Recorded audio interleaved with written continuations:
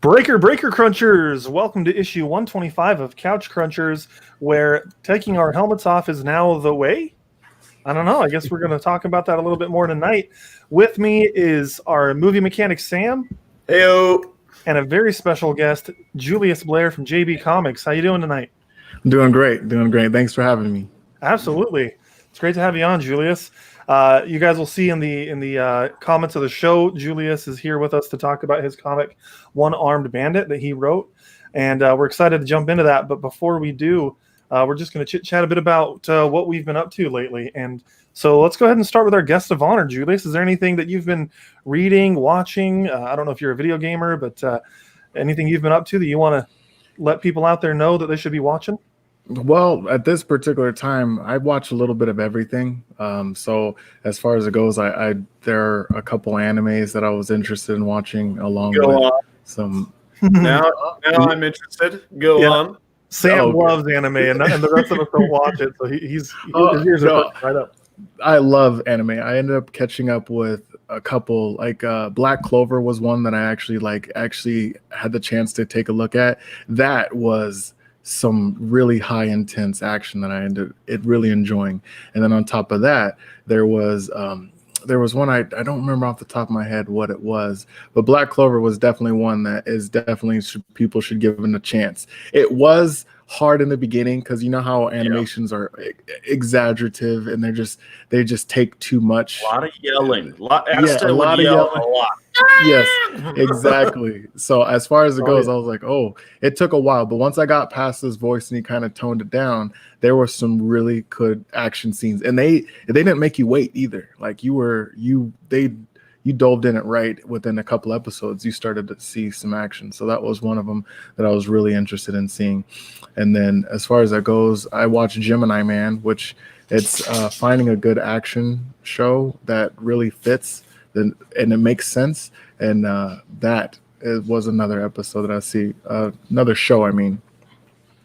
Is that's separate? That's the Will Smith one, yeah. That is the Will Smith. Yeah, that's the Will Smith one, yeah. It was just amazing, really. Yeah, amazing. Our resident Lance hated it. Really? Lance and I went and saw an early screening of it, like a test screening of it before they had done all the special effects. They had asked us to go and just talk about the story in the test screening. One of the things that always cracks me up about Gemini Man, and honestly, the work that goes into these movies is incredible, and they did a lot of really interesting things with it. But there's that one line from the movie where it says, "You took you made a person from another person," right? He always says that's the line. Yeah. The trailer. You made a person from another person. It's like, people do that every day. That's how all people are made. That's how we all get here. Make a person from another person. And I was like, that's not that groundbreaking. This is just a show about kids, right? You have a kid. But technically, he was like, because the mindset that he was coming from like, he was almost like a teenager. So it kind of fit the narrative when some of the lines he would say would kind of fit exactly what he was trying to accomplish. It was just, it was a good, different point of view. So like, that's what I liked. I think it's on HBO Max. We have talked about Gemini Man in depth in one of our previous episodes. We don't have to go too deep into it now, but we could talk for a long time about Gemini Man. We saw that test screening and definitely left an impression on me. Well, it's got to be tough because Lance was telling me when you guys saw the test screening that like when Will Smith is fighting the other Will Smith, that it was just like another dude because they hadn't finished all the special effects yet. That's gotta be awesome. That wasn't that big of a deal, honestly. It was really? Like you can get into it, right? They show you the unedited footage, and they just tell you, just play pretend, just play along with us for this 2 hours that you're in here. And we're like, yeah, okay, we could do that. And sure, it wasn't that hard to just buy into the premise. What was really difficult was it seemed like they were missing the point about this isn't just a clone. It's not like this weird sci-fi relationship. It's it's just a father and son relationship, but they didn't know about each other, and so when they run into each other, they don't know how to deal with each other, and that's very father son. You could think about long lost dad, long lost son. What would they be like? And in the end, it was just like, well, he's gonna go do his own thing, and we're not gonna really talk to each other anymore. It's like, oh, okay, well, I guess it is what it is. But yeah. So, all right. So that's what you've been up to. Anything else that you've been watching that you want to let people know about? No, well, it's hard to put me on the spot. I Let's really get back to the anime. Let's talk about more anime. I discover I like so I like to go on Hulu and I discover certain things like it's one of the series that I do watch is Fate, the Fate series, but it's hard to follow. But the fact of how they put their characters together and how there's always they call her King Arthur, but she's the saber. And the powers that they have. So that was one I was trying to get into. But you know what? The one I actually started seeing was the Demon Hunter. It's a new one Netflix, that came right? out. No, this one was on Hulu, I believe. Oh, is it? Okay. It's I may say the name wrong because but it's a Demon Hunter. It's basically a guy and he's like a checkered green. Oh, Demon Slayer. Demon Slayer, yeah. Okay, so Demon Slayer was the one that I watched, was another new one that kind of came out. That one is another good one. They do it's different. There's one guy that he can't fight. So then all of a sudden he has the ability to fight when he falls asleep. Like he gets scared into sleep, and then he'll fight. He'll sleep fight, and when he sleep fights, he's like a beast. He only knows one move, but that one move was like devastating. Yeah. And then that's like they focus on one character, then they branch out to the second and the third one, and then they introduce like some stronger ones later on. They kind of sprinkle it in there towards the end of the first arc, which is a really good movie. That is basically what a really good series. They didn't do season 2 yet, but definitely when they come out with season 2, I'll be there. Nice. Yeah, that is a really good series. So that's based on a manga of the same name. And unfortunately, that's already come to an end.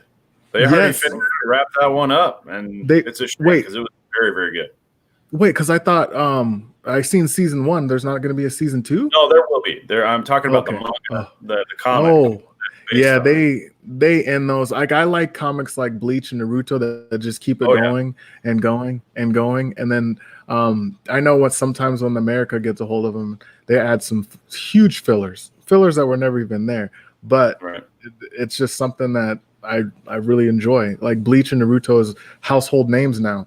So that's right. That one day that's what kind of pushed me wanting to make my own story, because I loved anime, but I don't like the exaggerative part of it where their emotions or they're screaming or crying. Like one anime that could be exact examples of what I don't like is Trigun.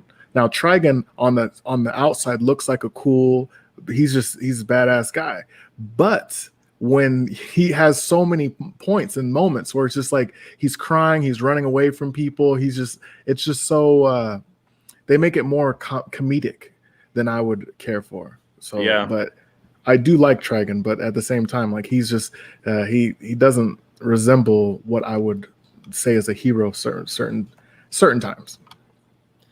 Yeah, there's different flavors or genres of manga. Sounds like you're not a big fan of the shonen. You're more interested in what they call the seinen or the mature level manga. Does that sound right?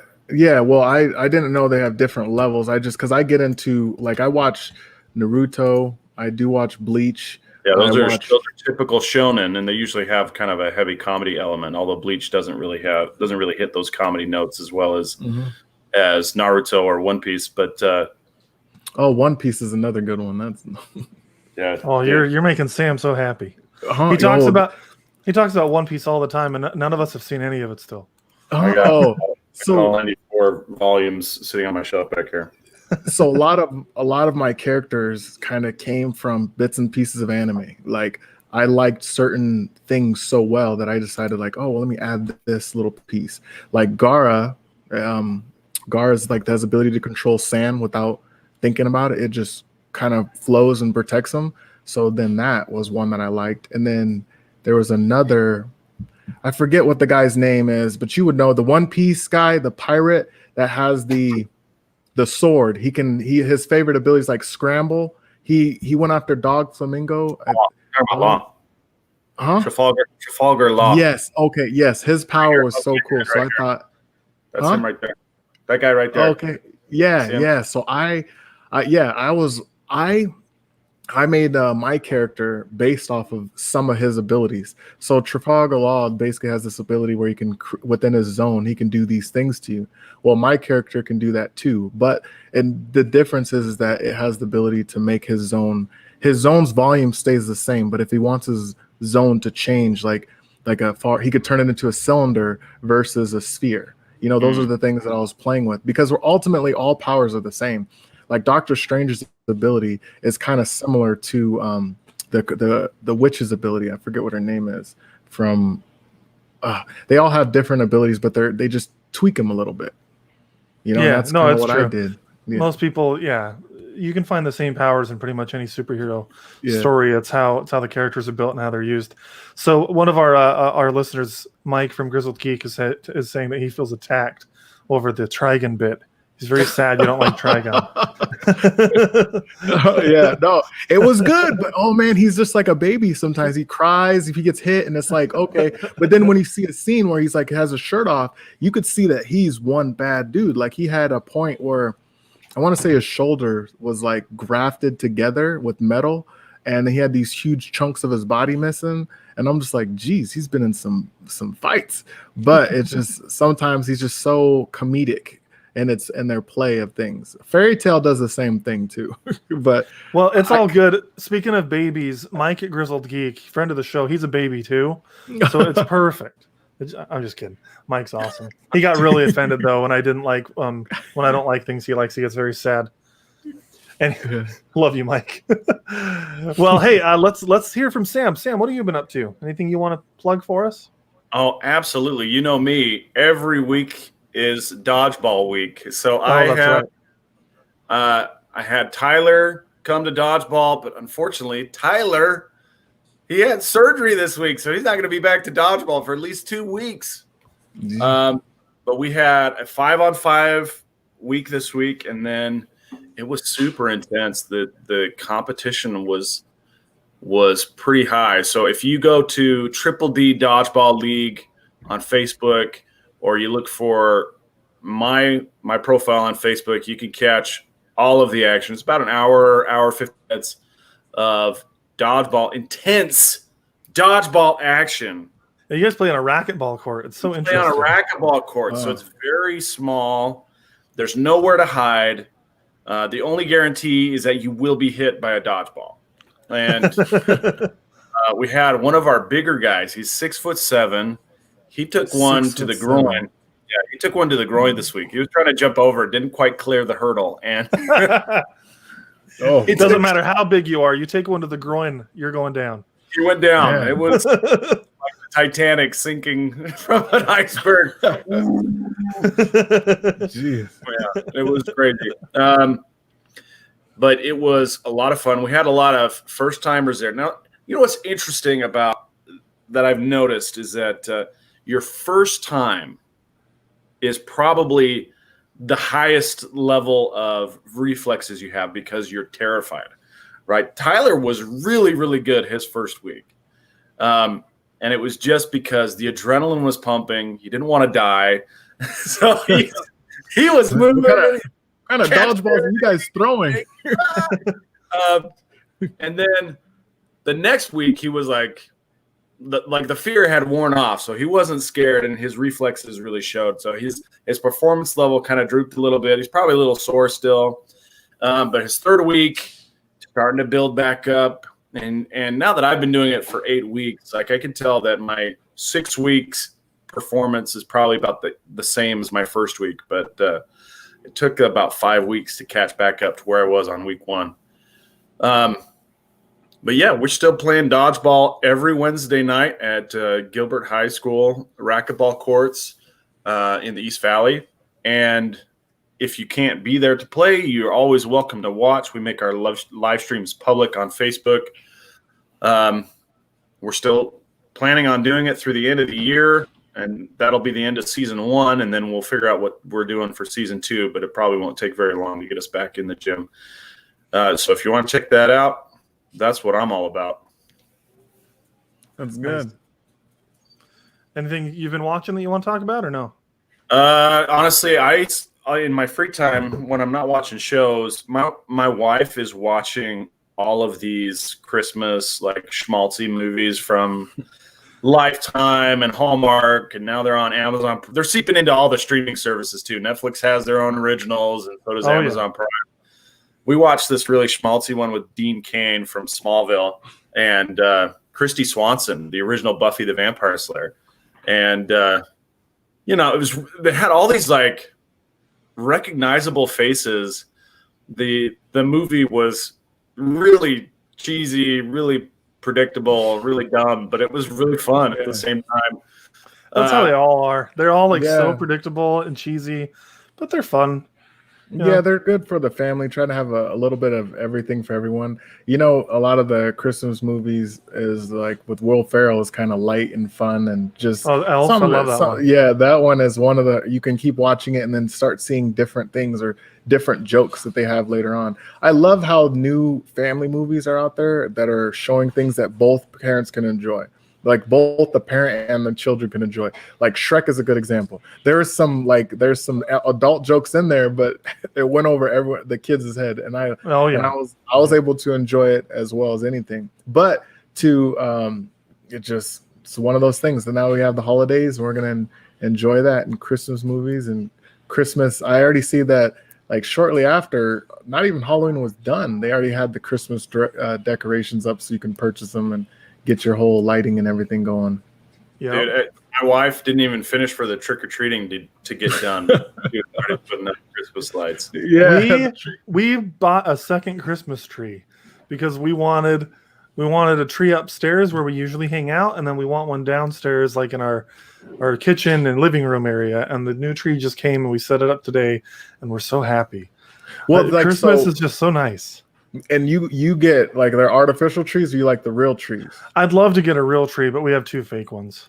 Okay. The real ones are just so much work. You got to drive and get it. And it is. When they start to die, those needles get everywhere. But artificial trees do the same thing every time you take it out. But the good thing is when you have your real tree, after you're done, you have some good firewood. That's true. It up, put it on the fire pit. Those go up really fast. I did not know how fast they go up. I was like, cut half of it, and I was like, okay, well, let's just light half of it and just see how it goes. Man, that went up so fast. I was like, if you don't water your real tree, it does become very flammable. That was a big reason why they started the artificial trees in the first place, because one, they were using real candles in a real tree. Oh, wow. Trees would dry out real quick, and then the whole house would catch fire once those candles burned down to the limbs. And so they had to come up with fake candles, which is why the Christmas lights look like little candles. And then they also came up with fake trees, because even with an electrical short and a dry tree, you still have kindling for your home fire. So, fire hazard is why that's why they invented those fake trees and Christmas. Nice. Yeah, I see. Yeah, those things light up quick. Yeah, I got a buddy who's got a big backyard, and he likes to do bonfires in his backyard. When Christmas is over, he's like, "All right, anyone that's got a live tree, bring it to my house." Oh, he'll light those bad boys up. I don't think he does like multiple trees at once. No, I bet the fire department would be out there for that. Yeah, but he'll light them up and have fun with it. So, all right, well then I'll say what I'm watching, and then we want to get in and talk more about your comic and hear more about it, Julius. Okay. So, I've been watching a few things, but as our listeners know, I'm a gamer, and so I just have to show you guys this. Technically, this is Lance's, but I bought it for him. That's the PS5, baby. Wow, right? You know, I have to caveat off of that. I've been watching Facebook, and people must have bought 3 of them, and now they're trying to sell them for like $1,100 Yeah, to dude. $1,300. It's horrible. I was like, man, this is like the comeback of the Switch. Like when everything happened and they didn't have Switches anymore, everyone was selling their beat up old Switch for as much as you bought it brand new. And I was like, I am gonna admit that I did end up buying a $300 used Switch, but to jump the cost up almost more than double of what it is to get it is just that kind of really is, it kind of sucks, you know. No, it's ludicrous. I hate it. I hate that they do that. Like, I'm all for free market. It's not illegal. If that's what you want to do, you can, but it's just rude to all these people that really want it, especially in 2020 with all the crap that's gone on this year. People want a freaking video game console so they can distract themselves. I got the Xbox One and I like playing video games, but now like I was out of the video game phase because I was working and I was trying to get the comics going, and it takes a lot of work to get them going. But like, so I kind of fell out the gaming phase, and now they're doing a lot of like, they're kind of like pay to play, like Destiny games like that. Like if you aren't on the ground floor when they start playing, like by the time they're done, like you won't have the resources that other gamers have. Yeah, you get really behind. No. Yes, I like was Overwatch really into Destiny. One. But I still like it, but I can't dedicate that much time to one video game anymore. I know. The kids are like. The other option, Julius, is if you just sit around and not play until the next console comes out, then you can jump back into the previous console and dominate. I am killing it in online Smash Bros. Wii U. Like, playing that are like 10 years old, and I'm killing them, man. I am killing them. You know, it's funny. Like me. In a kid's game, you can do that. But you try to go back to like a Call of Duty game from 3-4 years ago, the only people playing are the diehards, and you are going to get your butt whooped so hard. Oh, there was one time, like I used to play Halo. I thought I was like legit on Halo. This is before we had internet connection. Like, well, we had Xbox Live, but I mean, we didn't have it. We just were playing. Like we thought we were, you know, within like get 4 players, you go on there, you kill each other. I was killing people. I was like, oh, my kill streaks are awesome. I stepped into a GameStop one time and they were playing. I was like, let me show you what I got, guys. I was killed like almost immediately. Like every time I responded, I was dead. I was like, oh my God. I spawn camping and I was like, they knew exactly where you're gonna be at, where you're gonna spawn, where to kill you. It's like I didn't even have time to shoot them, like get my aim right. And I'm like, oh, and that's the same thing with like Fortnite. I was gonna play Fortnite, but Fortnite is just another, man, your coordination has to be on another level to do everything they do. The older I get, I am not as into the multiplayer games anymore because I'm just not good at them. I don't have the reflexes. I like single player stuff more than anything. And so like that's what I've been up to lately is Assassin's Creed Valhalla came out. So I've been playing a bit of that and being a Viking in Wessex. You know, Sam can be that big fan of The Last Kingdom. I love RPGs. Like RPGs that you don't have to go, you just you enjoy the game. Like Assassin's Creed made a really good game. It wasn't hard, but you could pretty much do whatever you want. Another thing that I liked was, I forget what the game was because I haven't played it in a long time.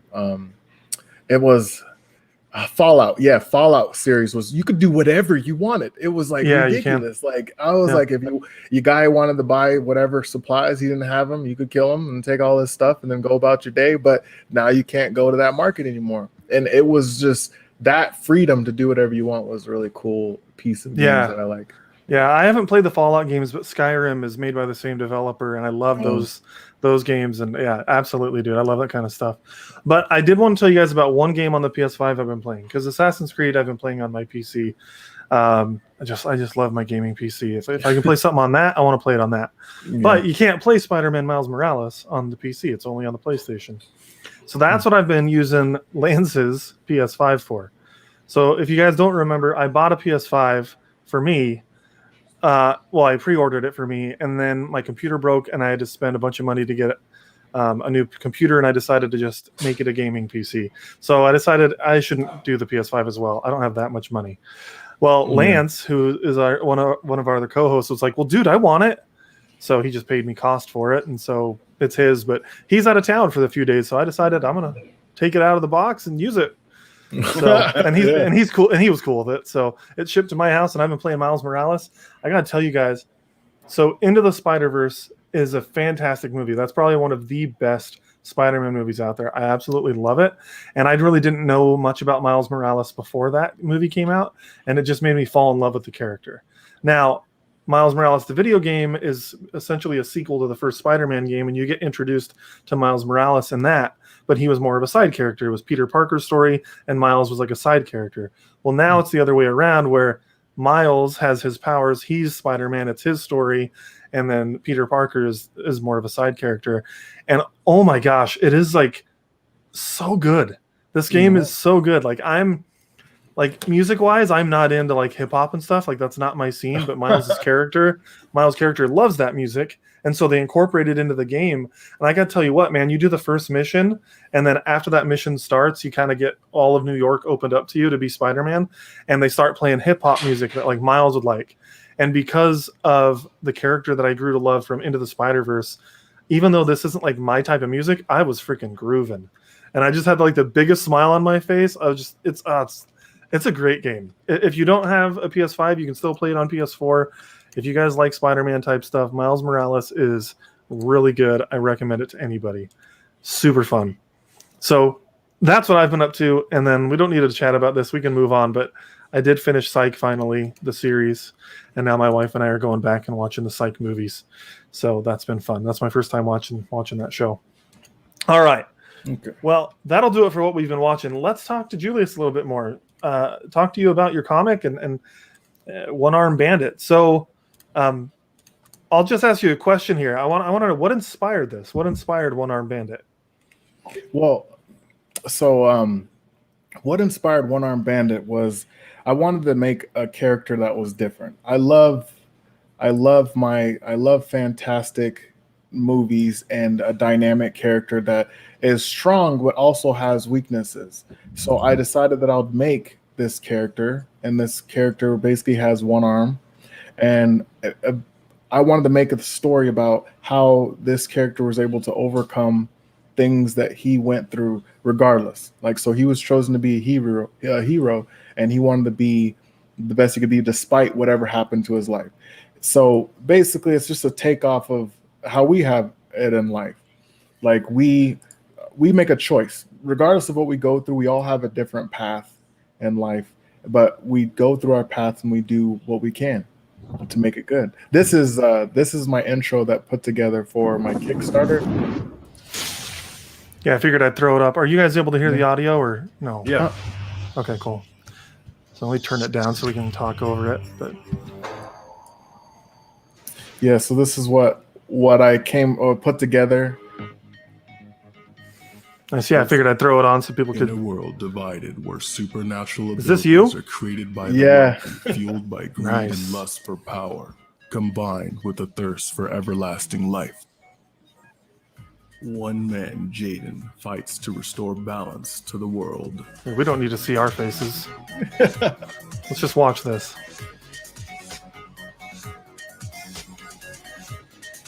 While others fight to destroy it. But Jaden himself must choose between justice or revenge, and will have to conquer his demons within. Or be taken over by them.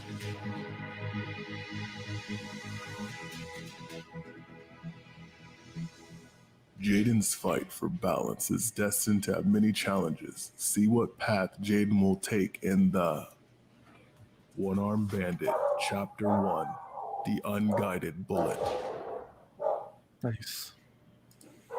All right. Yeah, so that's why I ended up having to do the voiceovers and everything to keep all the costs down, because that I write and I put the concepts together, but it takes I'm not as good. I can't draw as good as like other people, so I hired artists. I hired people. And then they basically they had it set up to where I can.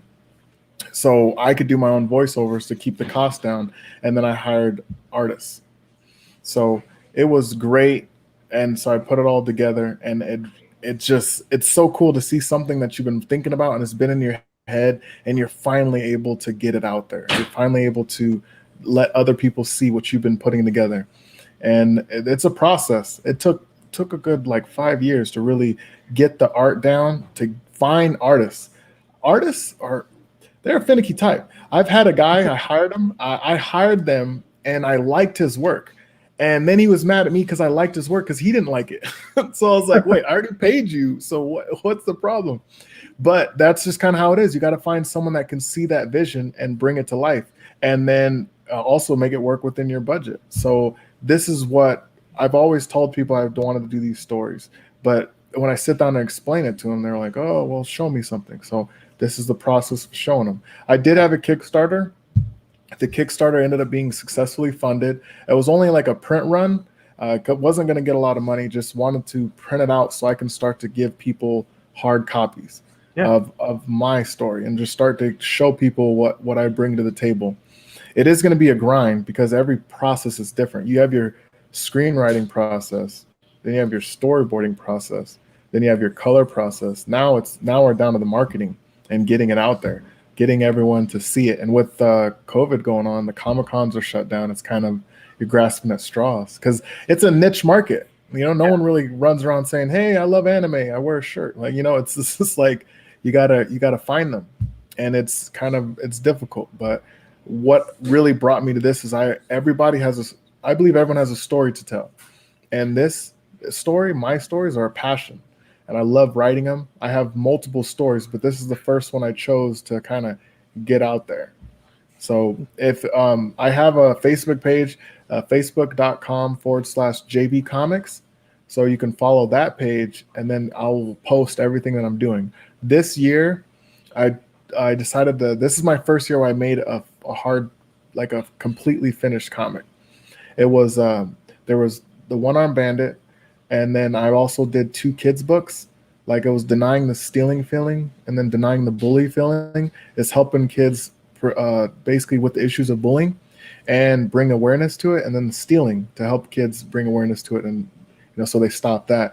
And then also there's another kids book that I'm working on as well. So those 4 books are going to be there, and I'm going to try to get out there and get a feel for it. That's awesome. That's really cool. Congratulations, by the way, on meeting your Kickstarter goal. That's really great. And Thanks. it'll be I can only imagine how satisfying that's going to be to get those printed and like be able to give them to people. I've mentioned it on the show a few times. When I was 15 years old, and I'm 32 now, so this was a long time ago, I started writing a book. Well, when I was 18 years old, I was finished. I finished the book, but I hand wrote the entire thing.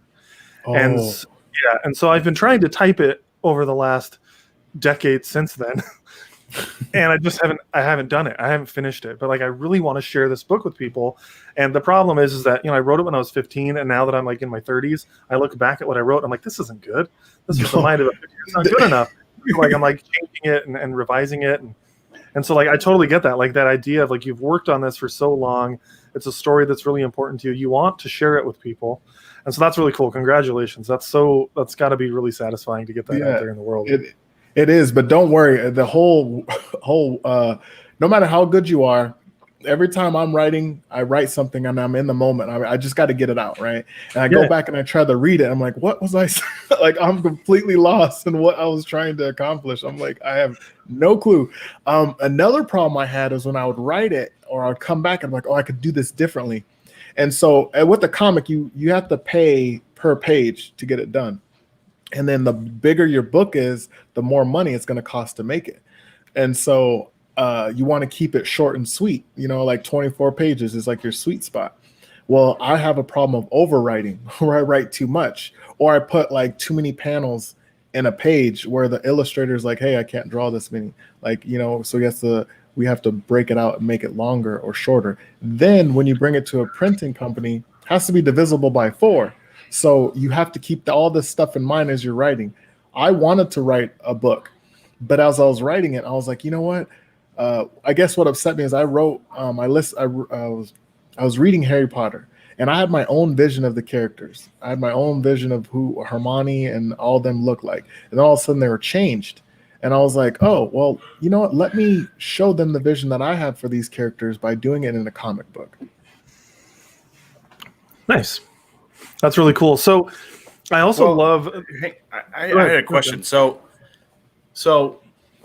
when I see a lot of sci-fi stories, right, they basically have a lot of real world analogs, and the one-armed bandit Jaden, he has this kind of dark alternate personality, and I was wondering what was it that kind of gave inspiration to that particular brand of issue or trouble that he's dealing with.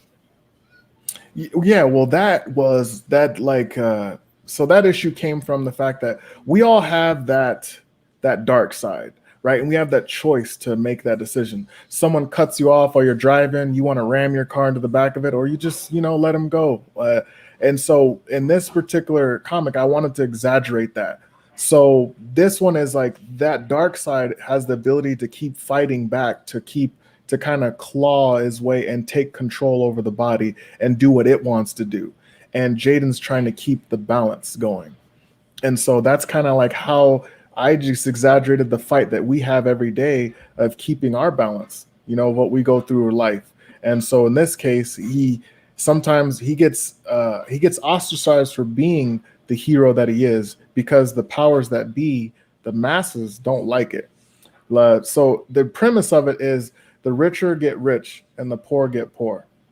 And the rich start to create their own worlds, and they basically, corporations run everything, and he's the one that's standing in the way to overthrow them. And I notice he has kind of a faith. He talks about God a lot and his faith, and he has the crucifix in his eye, and I think it's also on his chest, right? He wears it on his chest. Yeah. Whereas his alternate personality is like atheist or secular, or just downright doesn't believe in anything. Maybe is nihilistic, you might say. What is it that you're trying to communicate there? I thought that was a very interesting, especially in the sci-fi setting. Yeah, so in this case, he was chosen to fight this fight, despite I like to know that God uses each and every one of us. God, higher power, he uses each and every one of us to bring something. Like, we all have a piece of a puzzle. I honestly, truly believe we all have a piece of a puzzle to help bring this world into balance. But there's always that dark side that doesn't want to play the puzzle, just wants to do what it wants to do. And that's exactly what plays into this. So he has this demonic side, this evil side that just wants to ridicule and destroy everything that has opposed him, not play by any rules except his own. And then Jaden's trying to walk the fine line of following the law and creating balance in a just way. And so there's another character that you'll see later on towards the end of the comic that kind of has another perception of he has another view of how he sees the world. So it's just, I like to have different people with different perspectives, and they kind of battle it out, just like we have in day-to-day life, especially with everything like politics and Republican, Democrats. We all have our different views of how we want. And even within that party, they have different views of what each other. So with this particular story, I wanted to really bring that to light. And and I thought it'd be a cool way to do it. Those characters, you have a good eye to catch those things already. I made it very subtle, not like, oh, it's in your face. No, but very subtle. And really good at catching that stuff. Yeah. So I loved the religious aspect. Sorry, I'll let you just a second, Sam. I love the religious aspect because that's really unique, I feel like, in a sci-fi setting. A lot of sci-fi stuff is very much, they're atheists now. That's what writers think that the future is going to be, is that everyone's going to realize that atheism is the right way, which, whatever you believe, religiously, politically, or whatever, it was just kind of refreshing to see a take on sci-fi that actually incorporates God. And so in your view of the future, God is still at the forefront. I thought that was really interesting. I liked that. Sorry, Sam, what were you going to say? Oh, well, I just thought it was a really interesting take. And one of the things that kind of caught my attention was that dichotomy between the characters. And I wanted to know, I read through the first chapter, and I was curious how far this story you see it going. Like, how many chapters deep are you writing it? How many chapters are available? How far do you see it going? Well, so I'm glad you asked that question, because not a lot of people are like, they don't ask that one. But so I'm gonna start this way. Like, I went to a Comic-Con and I was looking for an artist, and I found people that were making their own stories. And one of them was a copyright lawyer, and she's like, "Oh, well, in order for you to get your book noticed or copywritten, you have to write the whole first arc." I was like, "Wow, okay." So you have to write the characters, you have to get everything done. And so I did that for years. I spent years doing that. So I wrote 28 chapters. There's 28 chapters. Each chapter is 24 pages long, and I have all the characters done for them. And then I ended up hitting up the copyright office, and they say, "Hey, you only can do 10 at a time. You only can submit 10." I was like, "Okay." I was like, "Okay, so can I submit the story and then submit the characters?" "Yeah, but you only can do 10. So I was like, she said it's best to make the comic and then copyright the comic as a whole. So I plan on One Arm Bandit is one that I have the 4 comics that I have, and then I'm going to always work on One Arm Bandit. And so right now I have where chapter 2 has been done, but it has to be edited and then has to go through copywriting. And then I'm working on chapter 3 now. So every time I get a chance, because one thing I've learned is when you get a good illustrator, you gotta go through and use them as much as you can until they're not there. Because then you have to go find someone else, and it becomes difficult to match the styles. Sure. So I'm trying to get as many as I can get done to get it all out there. Nice. Yeah, and I really like the art style. That was the first thing that stuck out to me when I saw this. You know, you're an independent comic book writer, and you sent me the link a while back, and I opened it up, and then my first thought is, "Oh wow, this is really cool looking. This looks really professional and legit." Like, it didn't look like an independent comic book writer made this. It looked, more professional. So kudos to you on, selecting a good artist and illustrator to get that done for you. I know you didn't personally do that, but like, that's so important as a first impression. So kudos to you on that.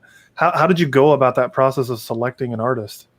Oh, that process, that took years. Like, to be honest with you, I found everybody. I've put ads out. I've went on Facebook. I've talked to different various websites, and it's, you find the right person, but you also got to find the right budget too, because there's some people out there that can draw, and they're like, "Oh, $300 a concept."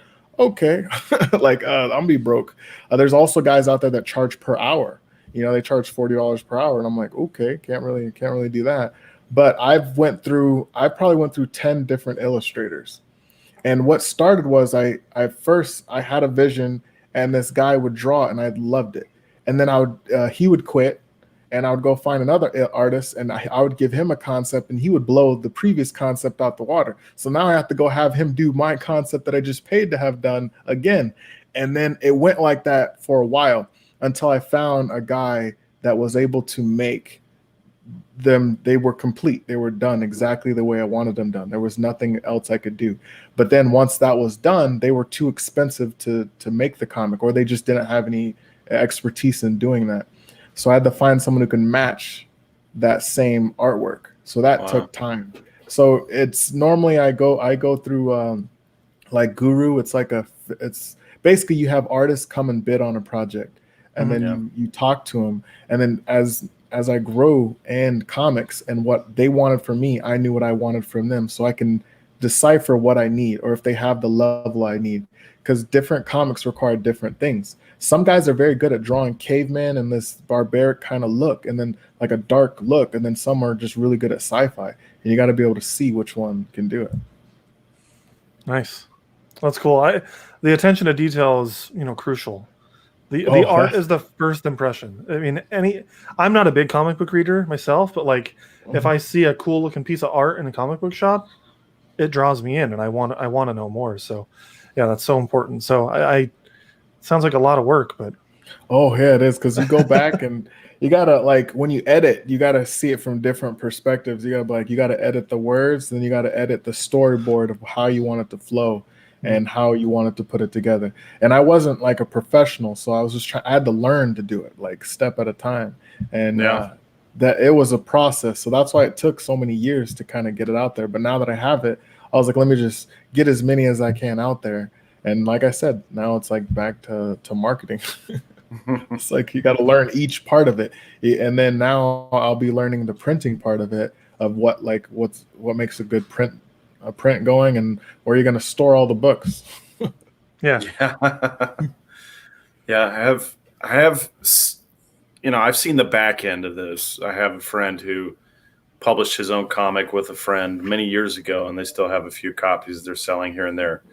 In fact, the last Comic-Con, I was walking through and I saw his comic there. I was like, oh my gosh, I can't believe it. So I bought a copy just for fun. But the marketing part of it, I imagine without the Comic-Cons, you're probably spending a lot of time on Etsy and Facebook and trying to push it everywhere you can. Yeah, and it's like it's one of those things that if you have a good idea and you don't know anybody, you want to push it out there, it gets super expensive. Like if you want to make an animation, so I looked up, because I was looking at all forms of it. I looked up Afro Samurai was a good animation that I liked. And then Afro Samurai, I looked it up. They spent $200,000 on the animation of it. And then $800,000 of it went towards paying Samuel L. Jackson to be the voice, because Samuel L. Jackson has his own following. And that's how they kind of market it out there. But no one has $1 million to come to come make a dream come true. So as far as it goes, you just a step at a time. And it is a hustle. Like I was on Facebook, I was just hitting it up every day. I woke up, I would post about it, I would comment, I would share with every group that I could share with.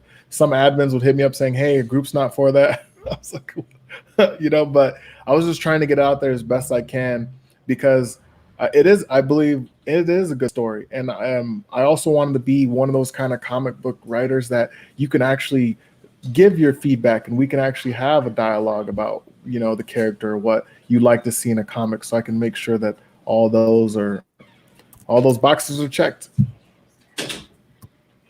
That's awesome, man. Nice. I like that. Well, so you got chapter 1 is done. You got the Kickstarter fully funded. If someone wants to get their hands on a physical copy of this, how would they go about doing that? Do they donate to the Kickstarter? And also future chapters. Yeah, absolutely. Yeah, so JB Comics is where I go. My Facebook page is where pretty much everything is going right now until I get, go lock down a website. But if you go to facebook.com/JB Comics, all the information will be there. There's also a newsletter that they can sign up for, and I will be putting out all updates through there of anything that's coming out and what I'm doing. Facebook also added an option where you can actually sell on Facebook. So I'm going to mess with that a little bit more once I have the physical copies, but that is something that they can get out there. I can also, and we're working on to where people can just buy the electronic copy too, so they don't have to worry about it being shipped. My goal is just, I want people to see the story, to see what I can bring to the table. One time when I was younger, but I was like 20, and I had an opportunity to interview with Image Comics, and I wanted to show them my story. My story wasn't as good as it is now, but I went there, and by the time I went there, I ended up talking to like the fourth guy. He basically put me in the room and kind of thumbed through my stuff, and he just sat it down. He said, hey, we only hire people that are known. And I was like, oh, okay, dang, so that hurt. But that was also another thing that said, hey, well, then I'll do everything I can to be known, become a household name, and put it out there. So my goal is to get as many people interested into it and get people into the story. So I feel you there, man. And the hustle and trying to get your information out there, it's tough. For a long time, I was really focused on getting the Couch Richards website to be getting a lot of traffic and get lots of views. And tell you what, Sam did a lot better job at that than I ever did when he came on board. But the Facebook pages, it's tough. Like you're just trying to share something that you made that is relevant to the page, and they're like, "Oh no, you're self-promoting. You can't do this." And they'll take your post down. They'll give you a warning. They'll block you. Like, yeah, it's exactly. like, oh man, it's like, and that it's like, how do you get your information out there? It's tough, without paying for it. And we're not rich. Like it's not like you're trying to share it. Yeah, we kept trying to post on Reddit, and we just kept getting beat up on Reddit. It was so rough. Yeah, they were like blocking you from all the pages, right? Yeah, it was horrible. Yeah, I totally know what you mean, because that's exactly what I do all the time. It got us a lot of views. Sam was getting us like 20,000 views a month on our website from going to Reddit, but then he's getting blocked from every subreddit because of it. Yeah, that was rough. Yeah, it's a lot of work. So yeah, kudos to you. My kids, they're growing up in that TikTok world, and they're like, "Oh, we're gonna be YouTube famous." I'm like, "You guys don't understand how hard it is to get anything out there, let alone like." True, and then it's like then we live in a world to where if you do something like that, I don't know how to say this in a nice way, but like the people that are like the dumb things kind of go viral, right? It's like, whoa, like how did that happen? Like, did you plan it that way? And the people that have passion that want to do things don't get it done. It's kind of this weird way. Like there was a story they had where a guy was at a football game. He had give me beer money and had his, I don't know if it's Cash App or whatever it was. He had a tag where you could send him money. He ended up getting $1 million worth of money. I don't know how that happened. He ended up donating it. So he says, but I'm like, how does that? Because like the first Kickstarter I did, I was trying to get my money back, but it didn't go through. And so I was like, okay. So the second one I did I did like $700 to do a print run just to get the physical copies to get out there. And that happened. But I was excited because people were interested. There's 44 backers. I was excited that they were excited for it. So I was just like, it's just going to be a long stroll. One of the shows they like watching is Shark Tank. And I can see how hard some of those guys have to grind to get where they're going to get to. And so they have to develop thick skin, man. They get berated on there. Yes, they do. Oh, yeah. But yeah, my wife loves that show. Yeah, I do too. Yeah, it sounds like you're really becoming acquainted with the business side of print media. You have this great product, you have this great story and great art, and now you have to get through the business side of it. That's really fascinating.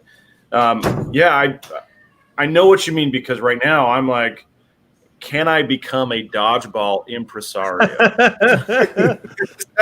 Is that something I can achieve, right?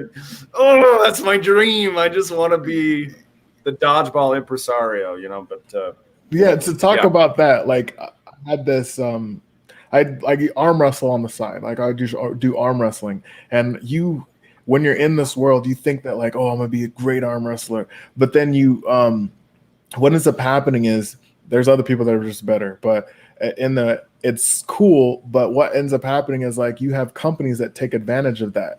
Like there's called a WAL. It's World Arm Wrestling League, and they hire the best of the best to basically arm wrestle, and they're really good.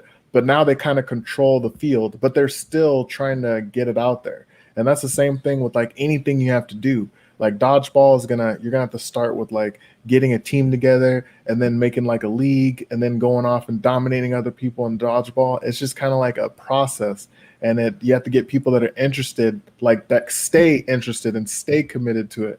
Some people come in there like, hey, yeah, this looks fun, and then they get hurt and like, okay, maybe not, and then it's like same.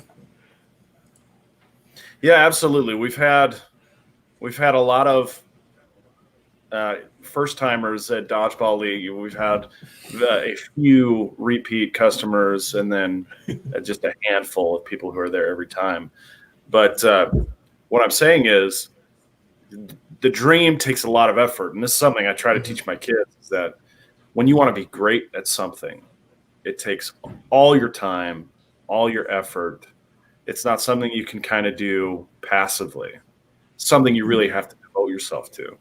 And that's what I see here is you have this great product, this great comic book, and you're going to have to devote a lot of manpower to it, a lot of hours, and eventually, it does pay off. And part of it is coming on this program and having us promote it, because I thought it was great. I really did enjoy the first chapter, and I hope that you continue to produce them, because I got to see where it goes. I thought the premise was very fascinating.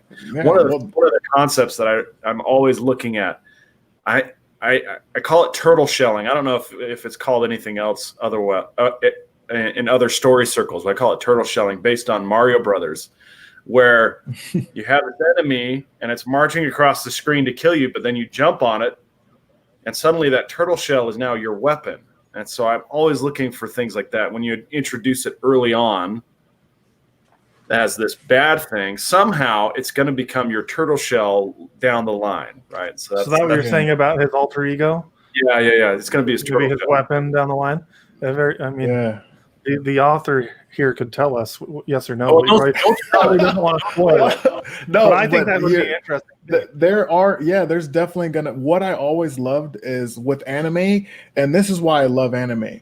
Like, you can have the weakest character be beating the strongest character, and if all the circumstances are right. And that's why I loved it. Like, Superman's good. Everyone knows Superman, but Superman only has one weakness of kryptonite, or if you stop the sun from coming at him. But you have different, like, let's go to Bleach or Naruto. Like, each one of them have their abilities that they had to train. They had to become strong. They had to learn how to use that power to beat other people and work within their track. And that's what anime does. It empowers that person to be who they want to be. And that's, be strong in their own right. And that's why I enjoy it so much. Like, what is it? Demon Slayer? Was it? Demon Slayer. So you have this character who, I don't want to spoilers anybody, but you have this character that gets his family killed, and he finds a way to become strong from that. And then he meets other people that are strong, and then he empowers them to want to be stronger when they really don't want to be. They're just kind of like, so it's all in the story. I don't like coincidence. I like to make it flow. And and when we're talking about Demon Slayer, they have like every character in that show has a turtle shell of their own, right? Like you were talking about with the lightning guy. I think his name is I forget his name, but he has his weakness where he gets really scared and then he passes out. Yeah. Well, it turns out once he passes out, that becomes his turtle shell, because when he's unconscious, his movements become fluid. He becomes very fierce. His memory of the techniques, or the one technique, it becomes flawless, and he's able to use his lightning breathing, right? And then you have Tanjiro, the main character. His turtle shell, he carries on his back like a turtle shell. He's a demon, and she has her own problems. But because she's a demon, she can do all these demonic things, but she's still on their side. And so, it's using these weaknesses to create new opportunities or new openings or new advantages that you didn't think about previously. And I'm really looking forward to seeing how Jaden uses those weaknesses to create opportunities and openings for himself in the story. Yeah. Well, that's good. I'm happy to see that people are interested. I worked, like I said, like you all know, everyone knows how the back end of things go. Like, a lot of people don't, because not a lot of people are into comics. But you can imagine how much is into, like, to go into a story or to make a show, and how quick you have to turn that around. Yeah, a guy once said to me, "Do you want the recipe or do you want the cookie?" Yeah, that's exactly. We don't want the recipe. We just want you to put the work in, make the recipe, and give us the cookie, right? That's what we want. Yeah, exactly. And if you ever go, like, you go to the bakery, they have more stuff at the bakery than they do in the aisles. You can only make like brownies and cakes. But if you really want it, you go to the bakery, you can get your Danish, you can get everything finished, because that's what the people want, just like a finished product. But I look to all the people that were able to make something out of nothing. Like when George Lucas was making the whole Star Wars, everyone laughed at him. They thought it was a joke. They thought it was, he went broke trying to get all that done. But look at now, it's a multi-billion-dollar industry. Yeah, and he didn't even, and he sold it to make sure that like Disney could keep it up and stuff because he wasn't able to give it the attention it needed. But I loved like that. I love Harry Potter, Tyler Perry. All those people came from nothing, making something, and if they did it, I could do it too. Just gonna take a little time. That's right. Hey, having seen your product, I think you've got what it takes for sure. Well, thank you. Well, is there anything else you'd like to plug about your comic before we talk about The Mandalorian Season 2, Episode 3, Julius? No. As far as that goes, if you guys are interested, just facebook.com/JB Comics. Everything will be posted there. I'll update it there, and then get a chance. There'll be a newsletter and one of the postings that you can sign up for, and you'll get the emails and updates directly when new items, the new chapter comes out and comes available for print. Awesome. And just so you know, I've shared it to my personal Facebook. I'm sure Max will share the YouTube trailer you have for the comic to our Couch Crunchers podcast Facebook page, Okay. and we'll make sure Absolutely. that anybody who's interested in reading or purchasing your comic will have access to do that through our social media page. Okay, cool. Thanks. Absolutely. Well, you good to stay on, or do you need to get off?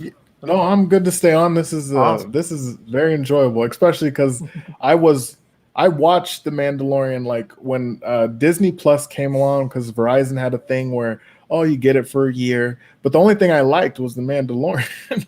So I watched that before, and that was a very interesting part. Now I'm gonna be honest that I'm not a diehard Star Wars fan, but I am a fan of like sci-fi. And so the action that presented itself, I got hooked like immediately. And so now I'm kind of like just now I'm kind of putting the pieces together and seeing bits and pieces fall together. They do have really good job of putting one egg here, and you may have to watch 3 or 4 episodes to find out whatever it is they were talking about in that first episode you just seen. And you might need to watch an episode where Baby Yoda eats eggs in order to find out. Yeah, exactly. Because that episode, I think so the second episode was where they showed the Boba Fett. I believe they showed the Boba Fett helmet, and then you're kind of like, whoa, what's that about? Like, I know that helmet. But then, then you watch them eat eggs and do all this other things. But they dropped other kind of various sprinkles throughout. Like when he got pulled over by the I forget what they call them, but they're like the space police or whatever. And they were trying to check him. Yeah. And saved him from the spiders or whatever. Yeah. That was like they gave a little bit of piece of why he was so respected already.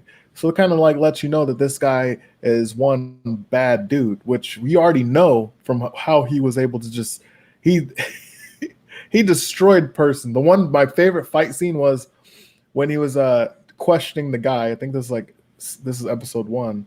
He was questioning a guy that they're fighting in a ring, and he tried to basically capture him to take his armor. And he killed all those people with his those little pendles. They were awesome. They just go in there. Yeah. And then he goes, hey, if you tell me what I need to know, I won't kill you. You won't die by my hand. And then he's like, okay. And he tells him information. And he walks away. He goes, but I said it. He goes, I said you wouldn't die by my hand. And then shoots out. And then these things. I'm like, that was a good scene. Like, that's why I like enjoying that. Like, it's just, you don't know what's coming, He's an anti-hero. He's not necessarily like a good guy, but he's the protagonist of the story. Space Western. So he's a cowboy. He rolls into town. He's, like if this were a Clint Eastwood, he'd be Clint Eastwood, the man with no name, right? He rolls into town. People give him beef, and he shoots them, and he kills them, and he does what he's got to do. And he's still kind of a violent guy, but he's got a purpose. He's got a mission. He's a quest, and it's something we can understand. I want to share some trivia before we get into episode 3. And by the way, Julius, we do full spoilers, so don't worry about spoiling anything. Episode 2, where you see the X-wing pilots, the New Republic pilots. Uh-huh. I don't know if you guys know this. You probably don't, because neither of you are like huge Star Wars fans like I am. But the pilot who didn't speak as much was Dave Filoni. And if you don't know, Dave Filoni is the guy who like is the mastermind behind Star Wars Rebels, Clone Wars. Like he is huge in the Star Wars world. Like Star Wars fans love this guy because he created some of the best Star Wars content since Disney and even before Disney took over Star Wars. I've seen his name in the credits many a time. Yeah, and so that was him. The one who didn't speak as much, that was Dave Filoni. He probably didn't speak because he doesn't know how to act. And I'm pretty sure the other guy was the director of that episode. That's what I saw somewhere, but I'm not 100% sure on that. But anyway, with that said, let's get into episode 3. This was by far my favorite episode of the season, potentially my favorite of the series. I posted on Facebook that it was my favorite of the series, but I posted that like right after I watched it when I was like on a high. And so let's get into it a little bit. Again, full spoilers, and Julius at the end, we give it a rating out of 5. So just so you're aware, if you want to think about a number, you'd give it out of 5. We do half numbers if that's better. Anyway, so let's start with Sam. Sam, what did you think about this episode? All right, so discretion here, right? I guess I should say full disclosure. I started watching it shortly before tonight's show. I finished it while we were still talking about what you were watching. So I watched the subtitled. I didn't get the atmospheric music that is usually a critical part of the show. Yeah, you're going to have to go back and rewatch it. Yeah, I will have to rewatch the second half of the episode. But it was interesting to get some answers about the helmet thing, because that has been something that we've all been kind of scratching our heads about. Mando says, "Oh, you can't take your helmet off, or you're not a true Mandalorian," and yet we've seen in all these other Star Wars media that Mandalorians are taking their helmets off all the time. It's like they can't wait to disclose their secret identity. Yeah, for me, that in particular, that was driving me nuts. I'm like, what? Jon Favreau, do you just not understand Star Wars? Like, I'm loving this show, but that doesn't make any sense. And they finally gave us answers, and I'm so happy. I'm like, okay, it's because of the Death Watch. I get it. I think they were just trying to basically make it make sense, and that's an easy fix. So I'm glad they gave it to us. It's something that makes sense, and it's something that is consistent with the lore.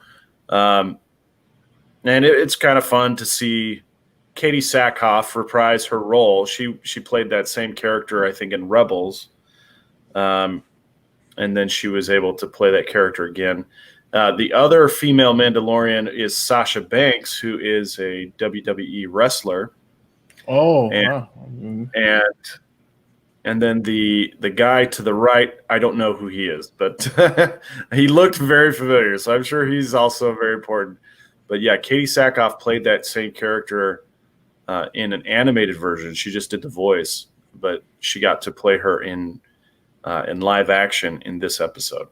Yeah, I was trying to look that up. Was she was the voice in Clone Wars? Yeah. Okay.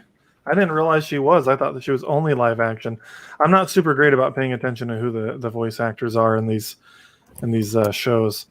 Yeah, I enjoy just like kind of watching it for the most part, but sometimes when you watch a show and you stick on that character, then they just kind of you see him in another role and you're like, that's Boba Fett. What is he doing?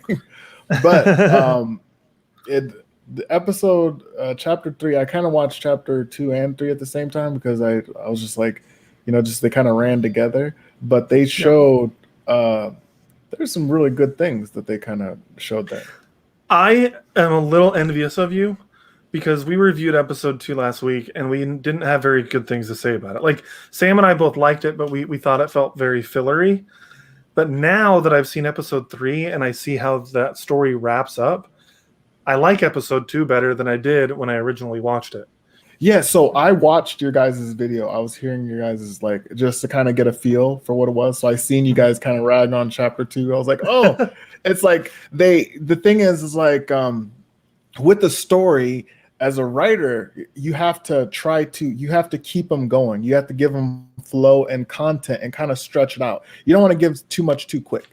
But at the same time, you want to keep them entertained. And so that's kind of what chapter 2 was. Chapter 2 was basically putting him in harm's way and kind of showing who he is, showing how he can be kind. He has a moral compass to him. But following those things is like, it also shows his focus. Even though he does these nice things, they're all for bottom line. Like he was doing what he had to do with the eggs so he can get the information to hunt down, to talk to the other Mandalorians. That's strictly what he was doing. And then when he kind of gave up, he just like relaxing. He was like, oh, well, listen, go to sleep.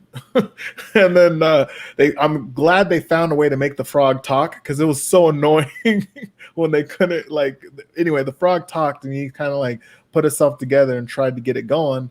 And then boom, you big old spider comes.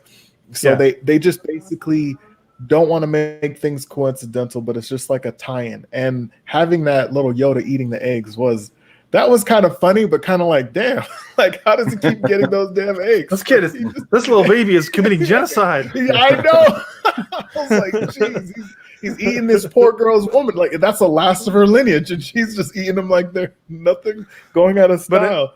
But again, this is why episode 3 helps with episode 2, because people were like, seriously, people all week were getting up in arms, for the most part jokingly, but there were people that were legitimately like mad that they had the child doing that.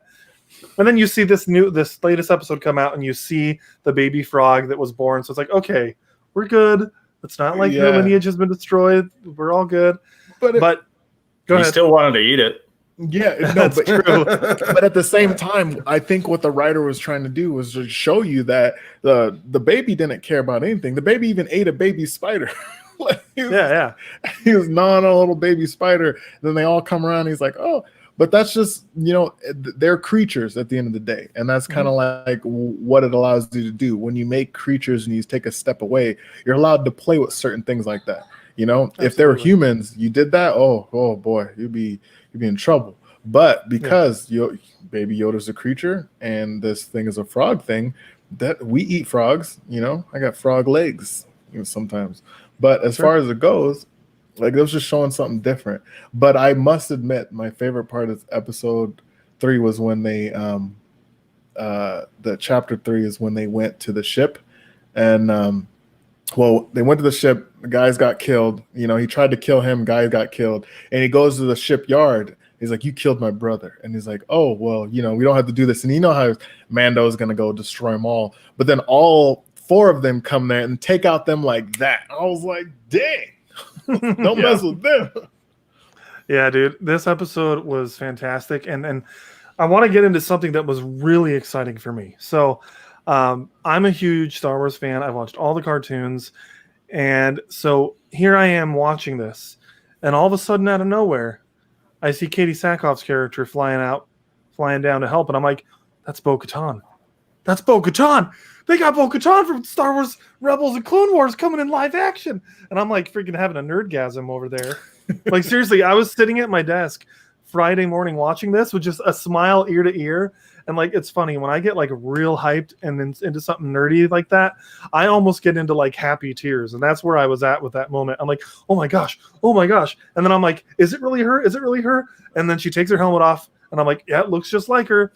And then she says who she is. And I'm like, yes, they're tying in Clone Wars, my favorite cartoon ever, into this live action. And it just, for me as a huge fan, I was like so over the moon. And Tyler, I see her in the chat, which by the way, I don't know if you're at work or if you're like on a break or what, but if you want to come in, dude, you've got the link. Feel free to join us and talk about it.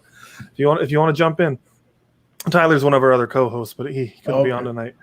But anyway, let me know in the chat, Tyler, what you think about this episode, because freaking heck, man, when Bo-Katan came on the screen, I was language. Yeah, language, freaking heck, yeah. Sorry, I'm a prude that way. But so much fun, man. So he says, I knew it was her before that because of closed captioning. Yeah, that's why I don't like subtitles, man. It's stupid. Oh, they do ruin it. Like subtitles can like ruin it. I always like to, sneak some subtitles in because sometimes like because anime I get used to watching subtitles because it's just they're always it's just easier to watch them and read what's going on and keep the volume down. Like but they do have spoilers. They may say it before it happens, and you're like, dang it. So you don't get that hook. But they did a good job of putting that all together. I thought something was going to happen to him when they showcased the girl in the black hood. I thought, oh, that's like a Sith person. Oh no, he's gonna be taken out.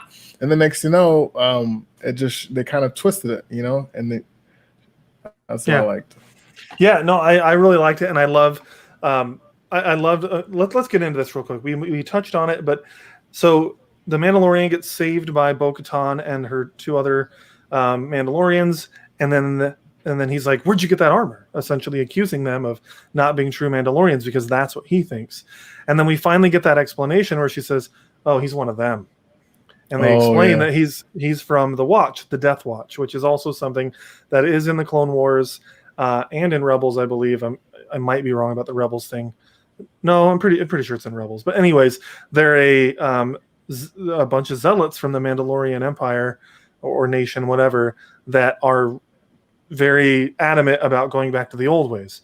Now, during Clone Wars, the cartoon, which happens during the prequel era, Death Watch people took their helmets off all the time. So there's a character, Vizsla, who was a Death Watch, the leader of the Death Watch. He always had his helmet off. So clearly it wasn't a rule back then, but it looks like by the end of the Clone Wars, maybe that's a rule that they created. That's what I'm gathering as a Star Wars fan. But I was just glad to see them finally acknowledge that most Mandalorians do take their helmets off. And it was kind of cool to see that Din Djarin, Mando, was raised by Death Watch, as we suspected. Again, big Star Wars fans, end of season 1, when you see him saved, there's insignia on the armor that you're like, oh, it's the Death Watch. But not everyone's going to know that unless you're a super fan. But even me as a super fan, I didn't know the Death Watch had a creed that you couldn't take your helmet off. Sounds like something new that the writers have decided to bring in. I just think it's so fun. This lore, as you guys can tell, is very exciting to me, and I'm sorry if I'm rambling. So let's hear from somebody else. What did you guys think? Well, wow. I feel like I'm rambling. Well, no, I have a thing. I like to talk a lot too, so I know sometimes I'm like, oh, I get so excited about this stuff, and I feel like I'm just like vomiting words right now. Yeah. So one thing that I want to take it back to, and this is kind of like my thought of it, because I'm not like a Star Wars fan, but there was the woman who makes the armor, and she was like, hey, have you taken off your helmet in front of someone? He said, no. Has someone ever taken your helmet off for you?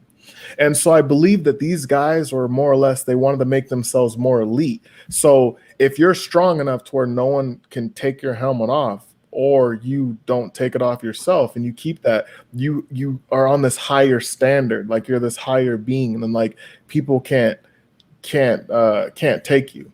So I think that's what their thing was, like, hey, we're elite because we do this differently and nobody can take our helmets off, because that's kind of like how I was thinking of it. I was like, okay, so these guys want to be better than everyone else. And that's why like they'll make that rule, like, hey, if you take off my helmet, then, I'm not a Mandalorian anymore, and give that extra, put some extra skin in the game, so to speak. Yeah, they're the Jesuit Mandalorians. That's true. Jesuits. It's a thread that they've been continually going back to, though. Episode 1 of this season, you see Timothy Oliphant's character come in. He takes the helmet off, and immediately Din Djarin is accusing him of not being a Mandalorian. And in that case, Timothy Oliphant wasn't. And so, it played out differently. But it's just cool how they keep playing on that thread, and we finally got some payoff. And then the other thing I liked about this episode is that they started tying in things from the end of season 1. So at the end of season 1, we see Moff Gideon get out of his TIE fighter, and he pulls out the Darksaber, which, if you follow Star Wars Rebels, the last person who had the Darksaber was Bo-Katan. So that was kind of cool to see them, and Bo-Katan's trying to get the Darksaber back from Moff Gideon, and we get to see some of Moff Gideon and the Empire, and And it was just Tyler in the comments is talking about how this was a 5 out of 5 episode for him. I'm sure it's for a lot of the same reasons as me why I loved it, but that is one of those. They're finally tying in these threads from the cartoons, and even if you haven't seen the cartoons, they're tying it back in from the end of last season, and that was really exciting to me. Sam, what did you think about of Moff Gideon being brought back in? What did you think about that tie-in from season 1? Oh, I love it, man. Moff Gideon is such a fascinating character. I love that actor. He's so good at playing those types of characters. Giancarlo Esposito. I love him. Yeah, he's really good at just kind of like the cold and calculating, and he conveys so much terror with just kind of a stoic expression on his face. And so he's a fascinating character. I really like him. Yeah. I am gonna, like I said, I am gonna go back and dive deeper into this episode because I feel like I gave it probably short shrift before tonight, but I did enjoy the episode quite a bit. The tribute to the Mandalorians and to Rebels and Clone Wars is always great. It shows that those characters that people fell in love with, that they haven't been forgotten. And sure, they haven't seen the movies. They haven't appeared in the movies yet, but they haven't been forgotten. And what Kathleen Kennedy said isn't true. There is a lot to build on. There's a lot of Star Wars universe to build on. Yeah. So I'm looking forward to a lot more of those tie-ins with those very popular characters outside of the mainline movies. But I really love the feel of this. Like it's a really cool, like I keep calling it's a space western or space cowboy movie. And they do a really good job of giving it that old spaghetti western feel in a sci-fi era. And it's something probably, Julius, you'd probably really appreciate having built this kind of sci-fi action universe that you're dealing with, but it also ties into the modern and maybe even ancient questions of faith. So yeah, well, they did a great job. Like, coming from my point of view, like they made Star Wars there's so many different creatures and aliens and all these different things in different worlds, and they have so many different ways of partaking in it and playing with it. And I just love that concept. Because like with Clone Wars, it's kind of like a wild, wild west. Like you're almost going up against some invincible team. They can just make as many robots as they want, and they keep throwing them out there. And I'm like, how are they going to win against you have humans and these guys have robots that they can just put together? And how are you going to win? Like these uncalculated risks. But there's just so many things that kind of go onto it. And I love the way they kind of tied the stories together. And it's always fresh and new. And, you know, it's different. Like what I liked is I love those hover bikes. The other Mandalorian, they were trying to take down that sand dragon, and how they had their different little machines and they're flying through there. I thought that was really cool. And so as far as it goes, I love the whole play on it, the whole way that they're tying everything together and how they can make a world and make it make sense. And then did you see when they put a ship together in chapter 3 when they like pieced together his ship? He goes, I gave you 1,000 credits and this is what you do. And like the thing is limping around. I was like, wow, it's just, they add a hint of comedy and a fun environment. But at the same time, this guy's, you know, badass. Like 4 of them took down a whole ship. And then they played that part where, you know, hey, we're diehard Republicans and we're going to crash this ship. You know, no one's going to get it. If I can't get it, no one can get it. And there's just some really cool, strong, focused, like you can't tell exactly what they're going to do, but just the way that they're driven, that different perspective. Yeah. It's hard to kind of write that way, but I can appreciate it. Sure.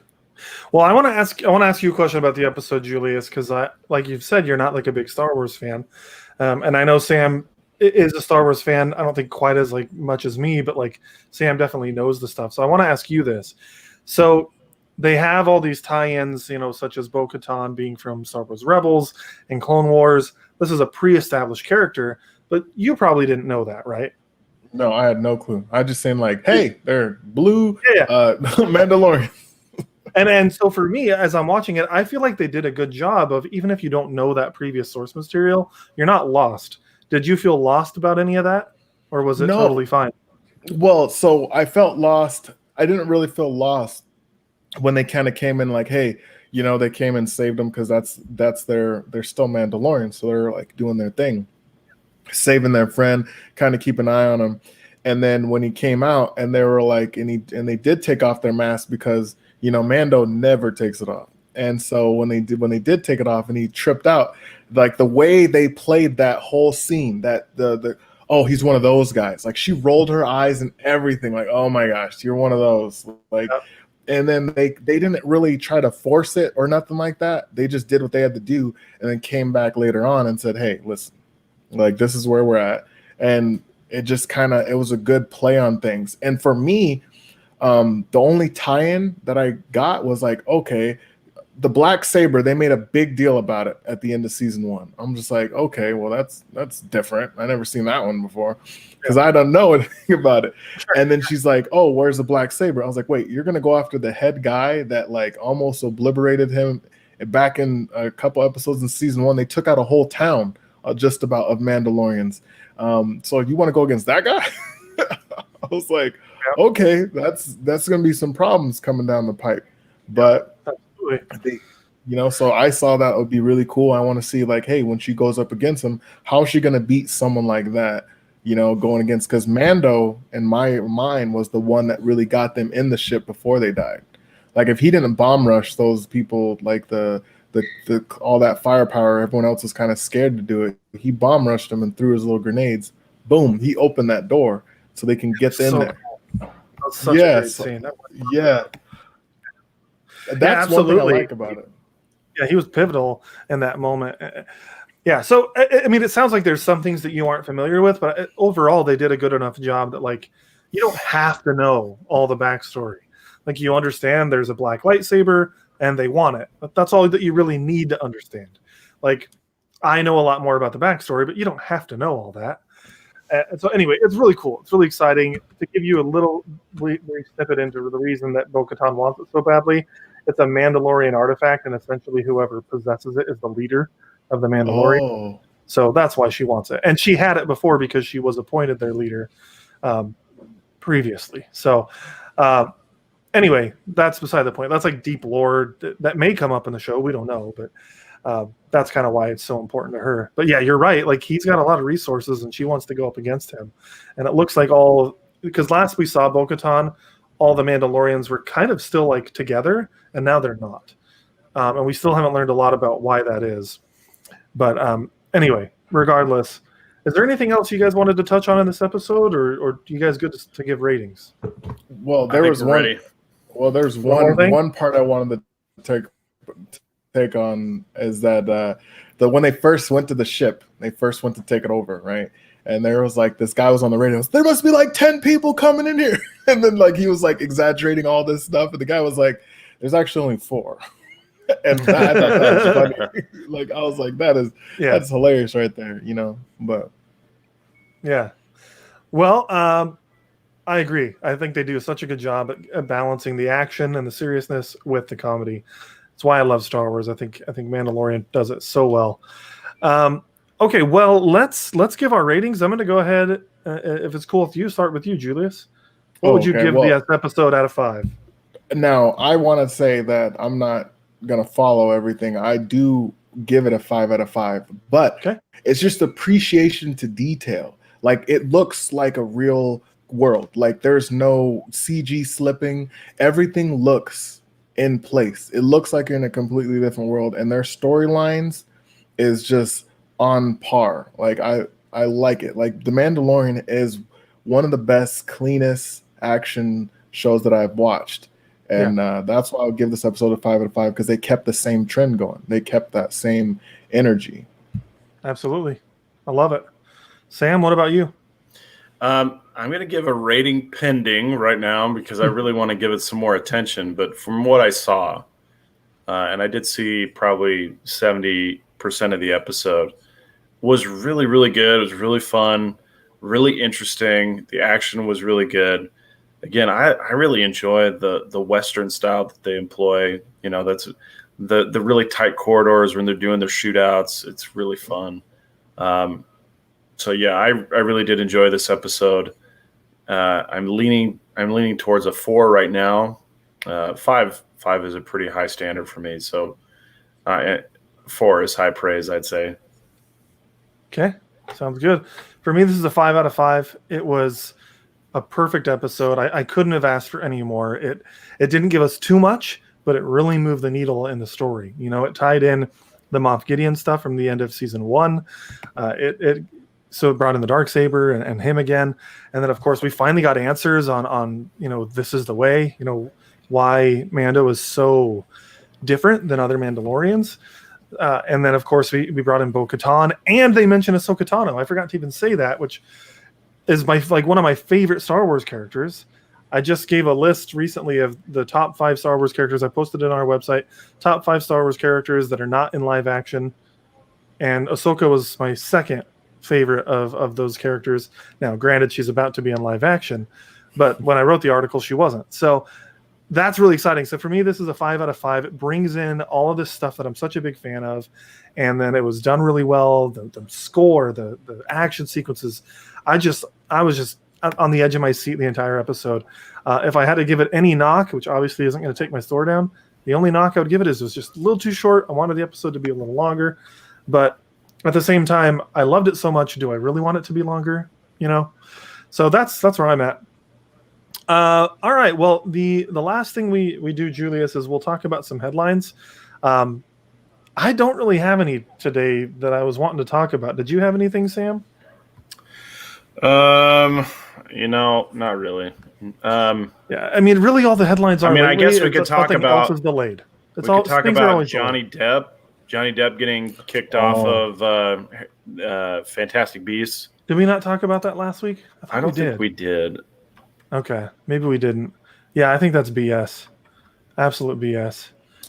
Yeah, I'm waiting to see because so Johnny Depp got let off because, you know, the rumors of what's going on. But then also when I read into it, because Johnny Depp just didn't come off as that kind of type to me, right? And so then I read the rumors that Amber Heard, I believe it was, also involved in doing her own side of it. I was like, okay, all right, you can't cry wolf if you were just as guilty as the other party is. And if the other party gets, you know, kicked off the show or whatever, then you in turn should be kicked off the show. It shouldn't be, you know, one or the other. But there's a petition out there, like has 1.1 million signatures that to get her off the show. At one point, she's a side character. So at one point, like at what point will Warner Brothers decide to say, hey, you know what? Let's just not put her on the show until this all clears up. You know what I mean? Yeah. Yeah, I saw a lot of kind of branching petitions of people that they wanted to replace Amber Heard. One of the ones that I really thought has a lot of promise is they want to replace Amber Heard with a dirty mop. So I think that has a lot of potential. No, and like so a lot of this is coming from the court in London. A court in London was basically saying that, hey, you know, they were true in what they said about you. But what I'm actually interested in seeing is when they take it to the United States court, where Johnny Depp is going and basically suing various people, don't know their names, but various people for slandering his name. And that is, and United States is usually where you get a chance to say what you want to say. They're going to hear both sides. They're going to a fair accounting of all the situations. Like there was a recording where Johnny Depp had that they knew that they had a violent relationship, and that, you know, and she's saying, hey, come back. I know I didn't mean to hit you like that, but come back. Like, so it's like, okay, so you can't go on and like beat down a person if you're just as violent, because she has a history of being violent, like legit history. So it's just, absolutely. to me, it's kind of like a relationship. Things happen, but if you're gonna blackball someone else, like, you got to make sure you are clean, squeaky clean, and she's not. And so if Warner Brothers is gonna tell one to go bye-bye, then they have to follow suit and do the other. But if they don't, they're gonna have an issue, a fan base. We're already in COVID issue where movies are coming out and I haven't even seen yet. The Spider-Verse, I didn't know that movie came out, or was out a game. Just making sure, because I know they're talking about it came out in December of last year. No, it was 2018. Into the Spider-Verse. What? So Into the Spider-Verse, like it was like a cartoonish one, right? That yeah. Okay, but there was also some playing around where they're doing a Spider-Verse where all of the old Spider-Man and Miles are kind of coming together. Oh, that hasn't come out yet. Yeah. Okay, all right. I was about to say, I was like, oh, and then I seen another one with Gambit, and I was like, wait a minute, what? Did I miss this? No, I think the Gambit's just like a fan-made thing. No, but you know what's interesting? Oh. The Spider-Verse thing, they're looking at tying that into the next Doctor Strange movie. Oh, that'd be so cool. And they're toying. The rumor is they're toying with having different actors portraying different versions of characters that we're familiar with. So there would be a Tom Cruise Tony Stark. You'd have Ryan Reynolds playing Deadpool. You'd have both the Tobey Maguire and the Andrew Garfield and the Tom Holland Spider-Man all on the same screen. There may be a Miles Morales in there as well. But yeah, it's called Doctor Strange: The Multiverse of Madness, and the rumor is they're toying with these different versions of the MCU characters that we're already familiar with. Okay, yeah. All right, that's good. I was just making sure I didn't miss anything. No, I don't think you've missed anything. So on the Johnny Depp thing, we don't need to talk too much more about it, but essentially, I think he was done dirty. But here's the only silver lining that's coming out of this, and it's not official, it's a rumor. But rumor has it they're looking at Mads Mikkelsen to play Grindelwald in the place of Johnny Depp. And I freaking love that actor so much that I am here for it. Pretty much anything he's in, I'm happy to see. If you don't know who that is, he was the villain in Doctor Strange. He was the villain in Casino Royale. He's an extremely good villain. And he was actually a good guy in Star Wars Rogue One. He was in Rogue One as the father of the main character. Yeah. So love that actor. And the rumor is he might be Johnny Depp. So do you guys have any thoughts on, not Johnny Depp, but he'll be Grindelwald. Do you guys have any thoughts on what, if he was to be cast, would you guys like that? What was his name again? So I can look. Mads Mikkelsen. He and Johnny Depp have very different acting styles. Johnny Depp doesn't really do subtlety, and Mads Mikkelsen is all about subtlety. So, yeah, it could definitely work. It's just going to be a very different version of the character. I think, and I honestly think it could potentially end up being a good thing. I think Johnny Depp didn't do a good enough job at making Grindelwald as menacing as he could be. I think Grindelwald's supposed to be another Voldemort, the same idea, like extremely powerful dark sorcerer. And I think Mads Mikkelsen could do an even better job at that. I mean, he did it already. He was already a dark sorcerer in Doctor Strange. So that's true. I just love the actor so much. I'd be happy to see him as the villain in that. Were you able to look him up, Julius? Do you have any thoughts? I'm looking right now. Okay. Because I pulled him up and I just keep seeing disappearing of a little boy. So I'm like, what is this? Oh, it's all good, man. Don't worry about it. We've been podcasting for a good amount of time. I think we're good anyway.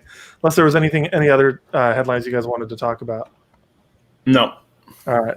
Sounds good. Well, then we'll wrap it up. Thank you so much, Julius, for joining us. It was great having you on and chatting with you. Everybody, check out JB Comics. Check out the One Arm Bandit. Check out all the stuff that Julius has going on. His art or his stories are fantastic. You really get a kick out of it. I've already posted the trailer for One Arm Bandit. You're going to see that trailer on the Couch Crunchers podcast, Facebook as well. And I can't promote this enough. This is a great great product, and much luck to you in the future. You're doing great work, and I hope to hear more from you on a future podcast. That is a glowing definitely recommendation from Sam. He is our resident anime fan, and he's more into comics than I am, so that is awesome. But I totally agree with him. It is really good. Please, guys, check it out. We want to support, smaller content creators. That way, Julius doesn't have to be a small content creator, and he can be a massive one. So, yeah, he's going to be a comic book impresario. Yeah. Well, this was a great experience. Like this was really good. I'm a disclosure real quick. When I seen it, I was like, wow, that's an hour. They do hours. They do like hour and 40-minute casts. That's a lot of talking. But the way you guys do it is like so fun and cool, and like you guys kind of feed off each other. This is a great thing. So definitely we have to do some kind of event or something where we just go out and do something, some kind of convention or something. Some kind of convention that revolves around comics. What would we call it? What could we call something like that? We got off the couch. Like we got off the couch. When the world opens again, absolutely. Yeah. Well, hey, thank you again, everybody, for tuning in. Those that were in the chat, we appreciate it. It was really lively tonight, so that was great. Shout out to my sister Sarah. Thanks for tuning in. Yeah, and Tyler, who was like on the show in spirit via the chat. But thank you again, Julius. It was great having you on. We'd love to chat with you more and hear more about your future projects. But until next time, keep on geeking on.